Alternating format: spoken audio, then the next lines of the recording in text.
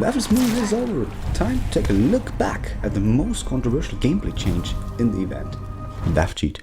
And the question, should Crytek keep it in the game?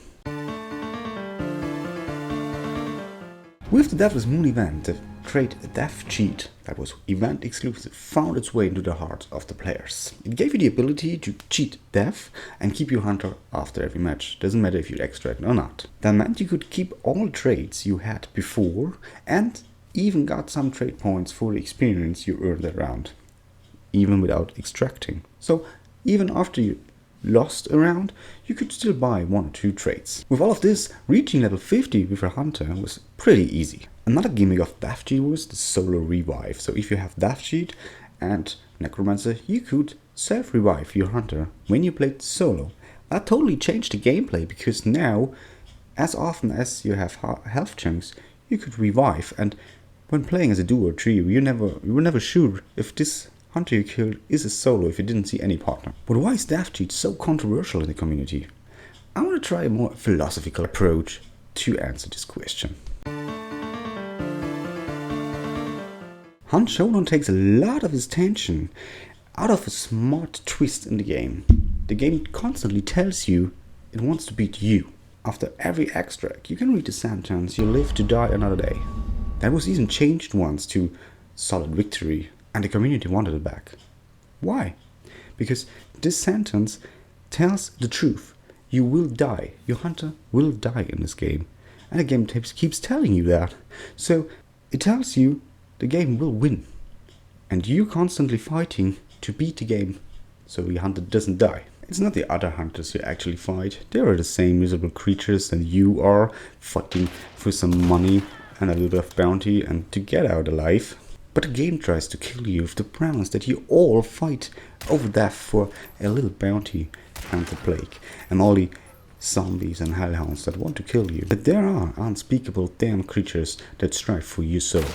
And it's not only a relief to bring your hunter into retirement when they reach level 50, or bring him to another fight in the bayou and try to get another bounty and get out of life. But it's not against other hunters, it's not against the zombies and the AI. It's against the sick game, killing each other for a little bounty. In that way, every playstyle is allowed in Hunt. Rushing, camping, sniping. They're more or less liked, but they're viable. Because you don't betray any other player or hunter. You just try to outplay the game and live another day. And looking at the game like this, Death Cheat takes away a very outstanding characteristic of the game. Death doesn't matter anymore, it's just something that happens. You don't live to die another day, because you don't die. You get unconscious, you just tap off the dirt, and then you get back into the bayou. That's not how Hunt Showdown should be played. And that's not how Hunt Showdown should feel. So, should Crytek keep the trait in the game and make it maybe a viable trait? I say yes, Crytek should keep the trait. But no, not viable, and have 2 options. So there's 2 ways for me to keep it in the game. The first one is you just do it as a viable trait for solo so they can do the self-revive. So you actually keep as a gameplay change the self-revive. Because killing a hunter and not finding any partner gives me this unsettled feeling again that Hunt Showdown was 2 or 3 years ago, because I'm not knowing if this one is getting up again and maybe shoot me in the back. The second, and for me better option, would be to keep Death Cheat as a findable trait. Maybe like the golden rectrices, you can find it on the map at any time and get it for your hunter. Because if you find it, it's a special reward for your hunter. The only thing that needs to be resolved with a findable trait is how to activate it. Because just getting that and keeping it so your hunter would never die. But maybe you just take that you need to kill a hunter and loot him to take his soul to activate Death Cheat when you die.